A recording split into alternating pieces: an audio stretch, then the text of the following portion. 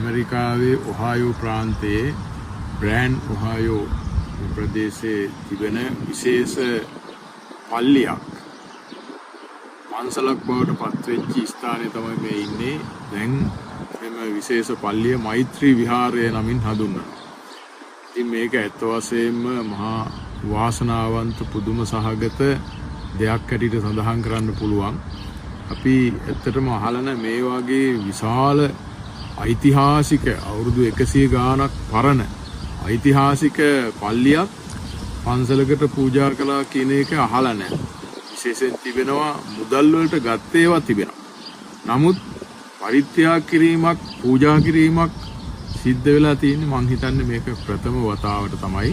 මේ පල්ලිය ඇතුළට ගියාම මහ පුදුම විදිහට දකින්න ලැබෙනවා කෞතුක වශයෙන් ඇන්ටික් වගේ පෞරාණික මහා වටිනාකමක් තියෙන මහා ප්‍රතාපවත් පල්ලියක්.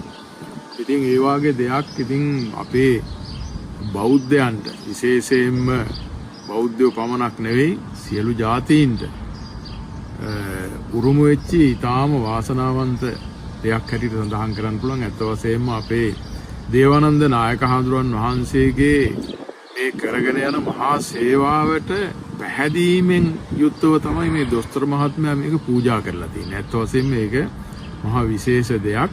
උන්වහන්සේ ඉන්දියානා බුද්දිස් විහාරය, ඒ වගේම ලංකාරාමය, වගේ මේ පල්ලිය දැන් මේ ස්ථානයේ ආදී ඒ කරගෙන යන මහා සේවාවට පැහැදිලා තමයි මේ දොස්තර මහත්මයා මේ පූජා කරලා තින්නේ. අපිට හම්බුණා බොහෝම කරුණාවන්ත මහත්මයෙක්.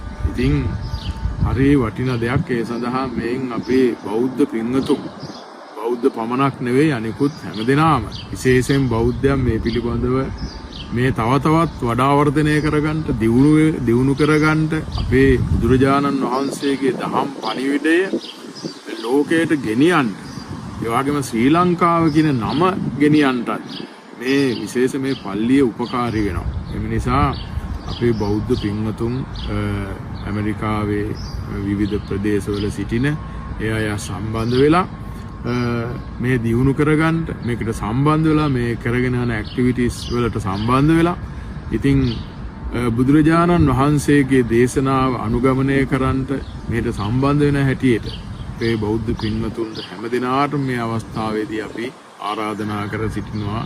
හැමදෙනාටම තෙරුවන් සරණයි.